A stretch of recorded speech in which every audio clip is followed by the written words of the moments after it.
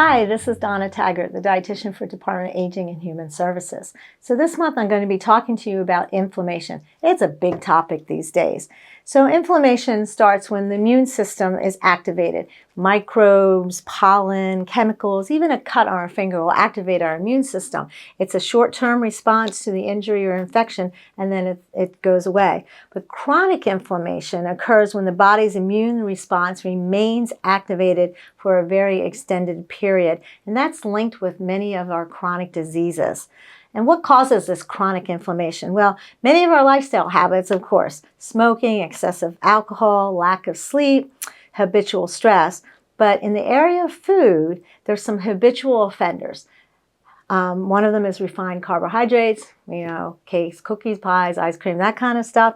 Fried foods, sugar-sweetened beverages, especially sodas, red meats, processed meats like hot dogs, deli, sausage, bacon, those type of meats, and margarines. All these can contribute to weight gain as well, which weight gain can be a risk factor for inflammation. But interestingly enough, these foods independently can have an effect on inflammation regardless of your weight. So you can be very thin, but if you eat these type of offenders, you're going to have some chronic inflammation regardless of your weight. And so what foods can have a positive impact? I like to focus on the positive. Overall, the dietary pattern, I've talked to you time and time again. You probably repeated back to me, fruits and vegetables, nuts, seeds, legumes, whole grains, and fatty fishes. And one thing that many of these foods have in common is fiber. It's in fruits and vegetables and whole grains, nuts, the seeds, and fiber has been shown to lower CRP levels. CRP stands for C-reactive protein, and that's a marker for inflammation. When those levels are high, it indicates a lot of chronic inflammation, and fiber has been known to bring those levels down. Fiber also plays an important role as a food source for the gut bacteria. The gut bacteria break the fiber down. They make a thing called butyric acid, and it kind of helps heal and keep the gut lining nice and taut and tight so that things can't slip through the gut and get into the inner tissues outside of the gut and cause that inflammation. So the probiotics that are the gut bacteria, they're coming from the fermented foods like yogurt, kefir, kombucha, other fermented vegetables, all will bring those gut bacteria. And then the fiber from all those different things I mentioned, fruits, vegetables, etc., will feed that bacteria and keep your gut nice and healthy. And that is really plays really big part in decreasing inflammation. Fruits and vegetables, in addition to that fiber, they supply abundance of phytochemicals, antioxidants. They protect the plant when they're growing from disease, and when we eat those plants, it protects us, decreases that inflammation. So legumes have tons of fiber, and not only that, they have those phytochemicals. It's recommended about a cup of legumes a week. Olive oil, while we know it's really good for our heart, it also has a compound, I have to look at this, oleocanthal, and that's been shown to inhibit those pro-inflammatory enzymes. So oleocanthal can help decrease inflammation. It has properties kind of similar to like if you were taking an NSAID like ibuprofen or something. And they recommend try to get 2 tablespoons a day of that olive oil. Now, omega-3 fatty acids, they have the most solid research that supports their impact on lowering inflammation. Recommends 3 grams a day. That's about how much is in a 6-ounce portion of salmon or other cold water fishes. But because of the pollution in the ocean, they kind of say, don't do more than 2 servings a week. So you really have to get those omega-3s from other sources. There's plant sources like walnuts and chia and flax seeds. And often you might have to resort to a supplement, but talk to your doctor before you start a fish oil supplement on your own because it can interfere with a lot of other medications that you might be on. It's important not to just add the omega-3s, but to try to decrease the omega-6 fatty acids. They're in your saturated fats, trans fats, because most Americans have a lot of 6s, not a lot of 3s, and we need to kind of start shifting that balance to where we're doing a lot more omega-3s and a lot less of these 6s. When this is high, inflammation tends to be high. When the omega-3s are high, inflammation is much, much lower. Inflammation is also associated with lower vitamin D levels. Now, we get it from the sun. We don't convert it as well as we're aging, and if you slather on sunscreen, you're not going to get the benefit.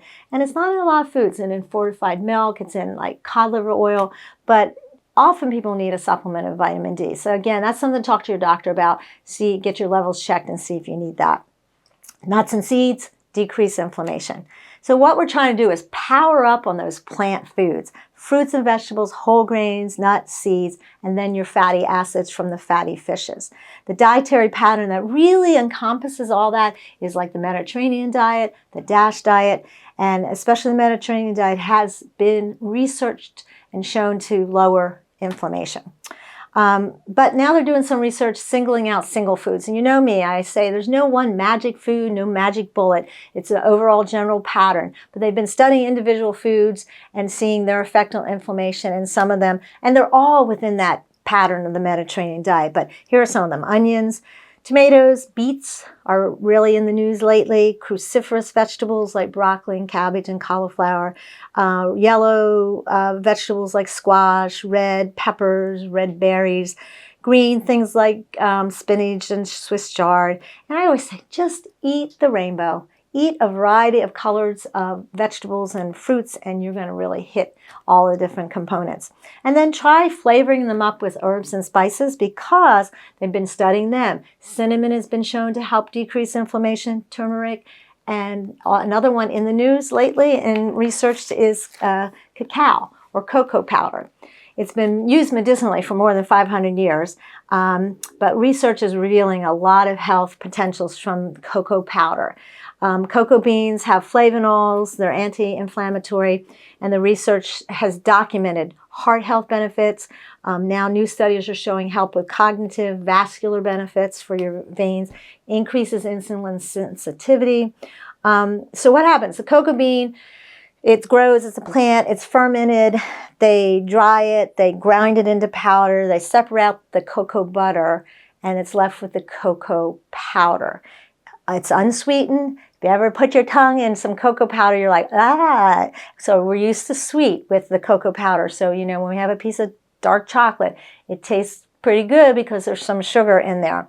But cacao has a lot of flavonoids. Those are the things that help fight off inflammation. Has iron, magnesium, calcium, zinc, potassium, phosphorus, folate, just a boatload of stuff in it. And the thing with cocoa powder is that it's like, how do you use it without adding all that extra added sugar? So I have a few ideas. There'll be a printout that you can print out, actually a recipe and some cooking ideas with it. But you can add it to savory dishes like chili, black bean soup. You can, this is where I've tried this. Mix a 1/4 cup of balsamic vinegar, pick your favorite one, 1/4 cup of olive oil. So there's that anti-inflammatory olive oil. And put 1 or 2 tablespoons of cocoa powder in it. Shake it up. And you have got a wonderful salad dressing.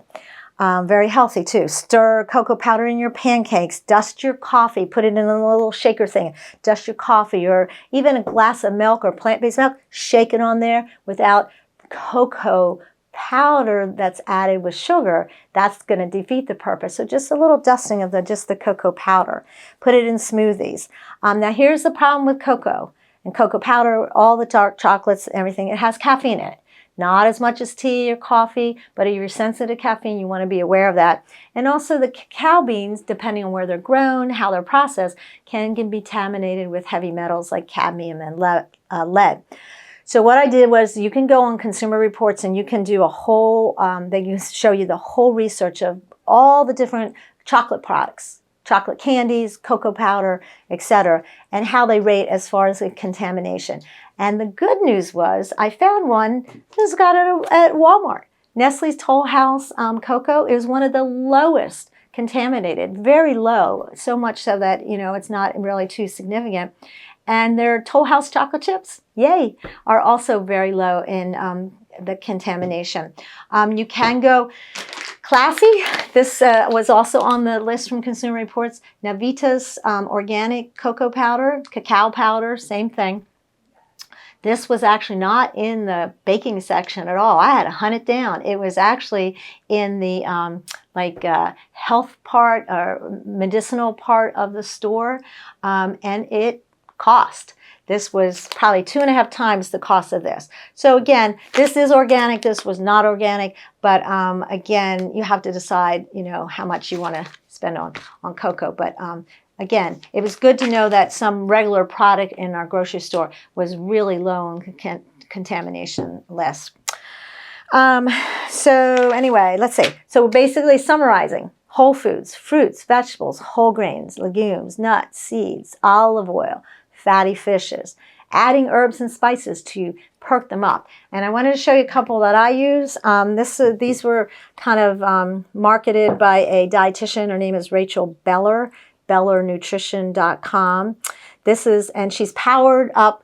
She calls them power spicing. She's put a lot of the spices that they have been studying scientifically, have found to really help decrease that inflammation. This was called Vegitude Power, and it has garlic, onion, turmeric, black pepper, and parsley in it. And you can just sprinkle on your vegetables, sprinkle on fish, chicken, whatever, and you know you're adding a little bit of more nutrition to your foods without adding, and there's no salt. And then this is my favorite. This is called Golden Breakfast, and it is a power blend of cinnamon, cacao, and turmeric. So I sprinkle on oatmeal, put it on my yogurt in the mornings, and it's just an easy way to maybe get that extra oomph from that cocoa powder and then the turmeric. And the interesting thing about turmeric, it is a spice that's heavily contaminated. So you have to really check where you buy it, check the company. This company says on their website that they're aware of how much it can be contaminated, so they do double checks on it, and they really are careful about the turmeric that goes into their products. So that's good to know. So sometimes you have to do some research. I hope I can help you by doing some research for you. But regardless, by making small, consistent changes to your diet, on how you move, how, staying hydrated, managing your stress, getting quality sleep, all these things can help calm that inflammation in our bodies. Starting with just simple steps. 1 step a day, work it into it's a habit. Sometimes I forget I want to put this on my oatmeal, but if I set it right out in front of me and I see it on the breakfast table, then I remember. But trying to get into those habits that are going to change, and it really will help. It'll make a big difference to how you feel. I'll see you here next month. Bye now.